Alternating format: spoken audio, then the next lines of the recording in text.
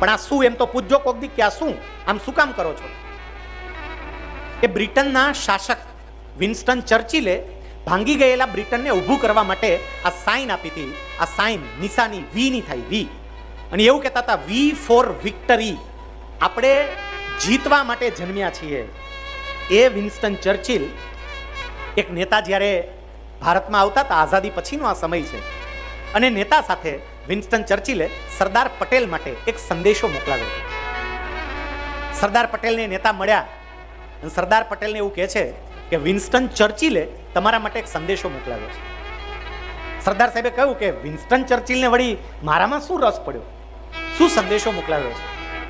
પેલા નેતા એવું કહે છે કે વિન્સ્ટન ચર્ચિલ એવું કહેતા હતા કે સરદારે હવે પોતાની પ્રતિભાને ભારતના સીમાડાની બહાર લાવવાની જરૂર છે, કારણ કે એટલી મોટી પ્રતિભા છે કે ખાલી ભારતમાં મર્યાદિત ના રહી જાય.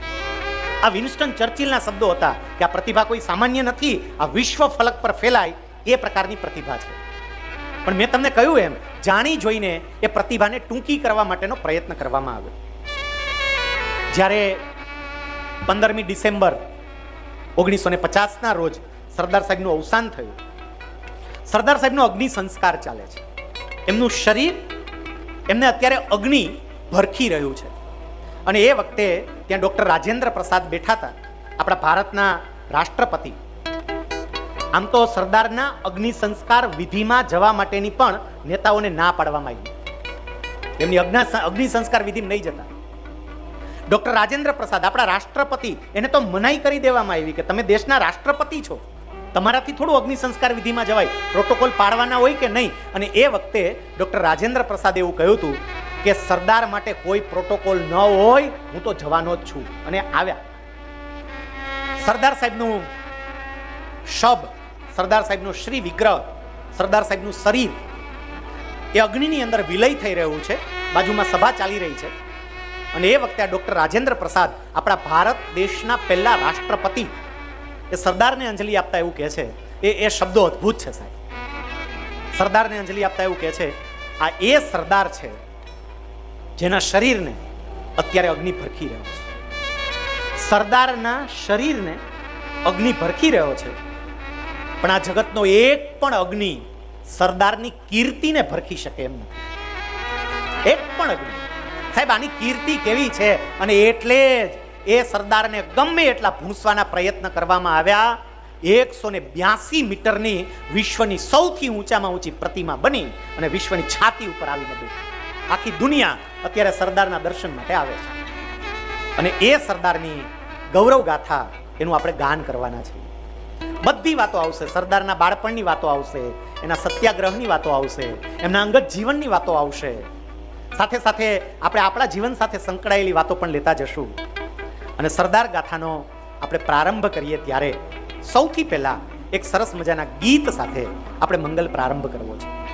મને એ ખબર છે કે તમે બધા અહીંયા 1:30 વાગ્યાના, 1:45 વાગ્યાના આવીને બેઠા છો, એટલે જરૂર પડશે તો આપને થોડો બ્રેક પણ વચ્ચે આપશું.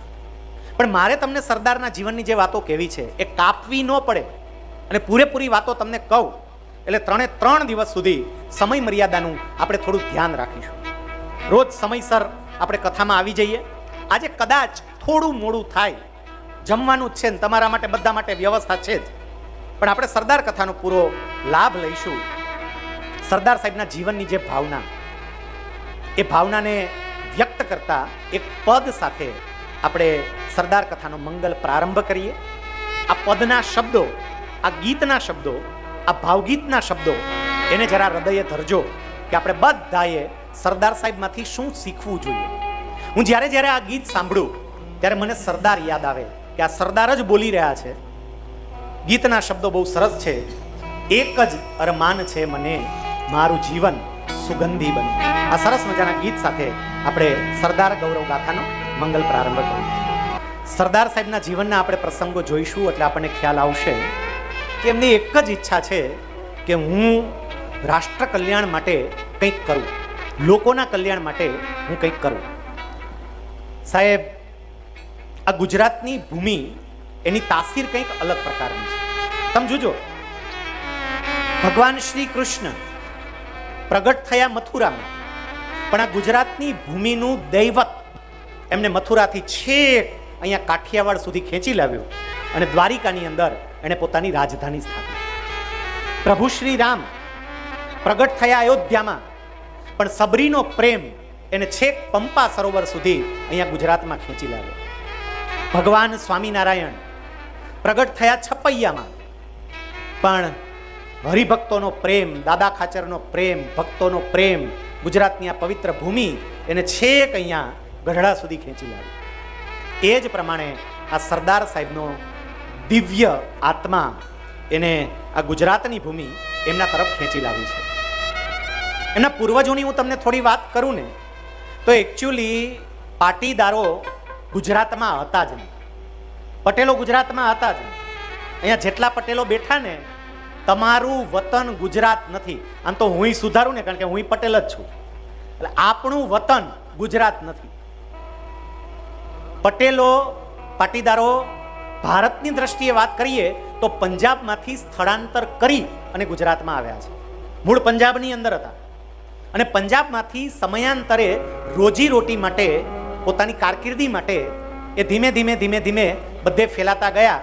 એમાં તે વખતના રાજા આ પટેલોને ગુજરાતની અંદર લાવ્યા અને ગુજરાતમાં 3 જગ્યાએ એ પટેલો વસ્યા છે. એક ચરોતર પ્રદેશ, કેટલાક ત્યાં વસ્યા.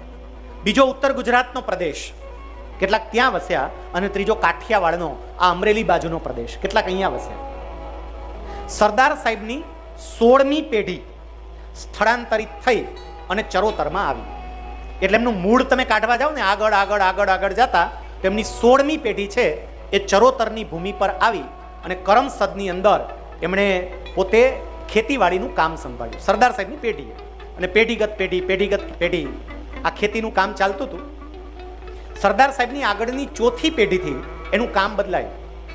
ખેતી તો કરતા જ હતા, પણ ખેતીની સાથે સાથે ગામનું મુખીપણું એ સરદાર સાહેબનો પરિવાર કરતો હતો.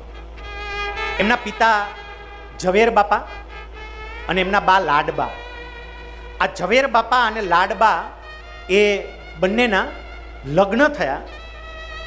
લાડબા છે એ નડિયાદ ગામના, એટલે નડિયાદ છે એ સરદાર સાહેબનું મોસાળ કહેવાય.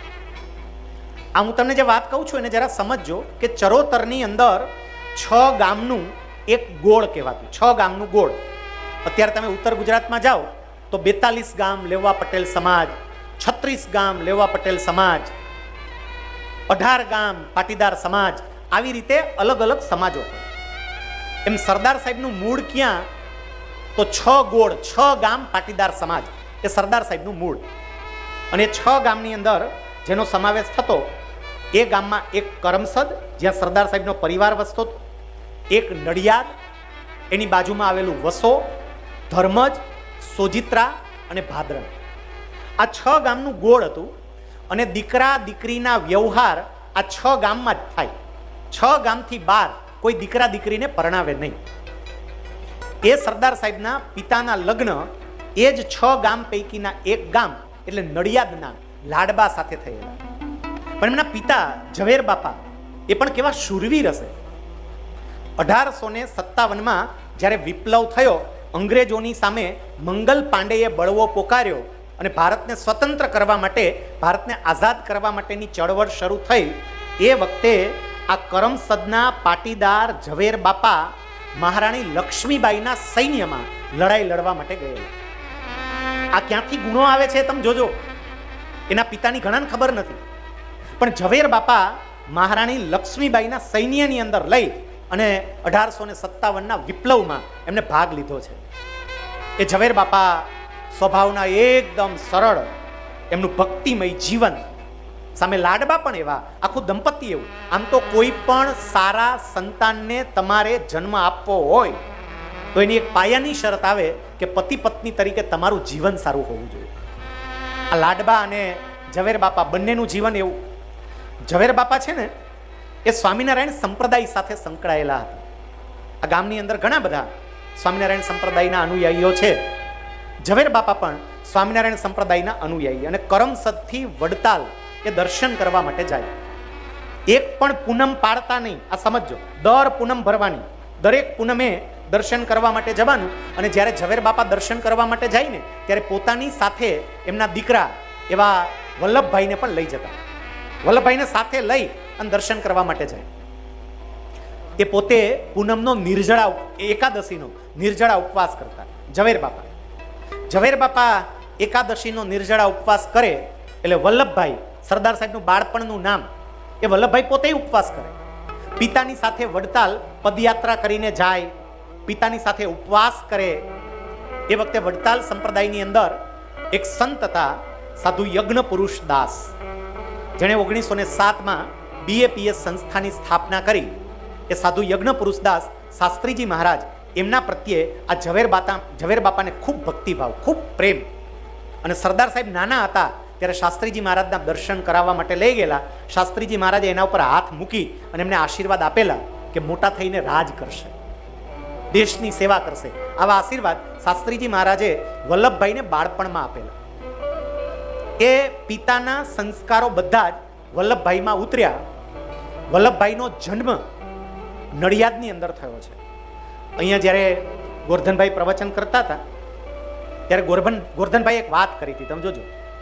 એમણે એવું કહ્યું હતું, ઘણા લોકોને તમે પૂછો ને કે સરદારનું જન્મસ્થળ, તો શું જવાબ આપે? કરમસદ. કરમસદ નહીં, સરદારનું જન્મસ્થળ નડિયાદ હતું. કેમ? કારણ કે સરદારના માતા લાડબા, એનું પિયર કયું હતું? નડિયાદ. અને આપણે ત્યાં પેલા પ્રસૂતિ હંમેશા પિયરમાં જ થતી.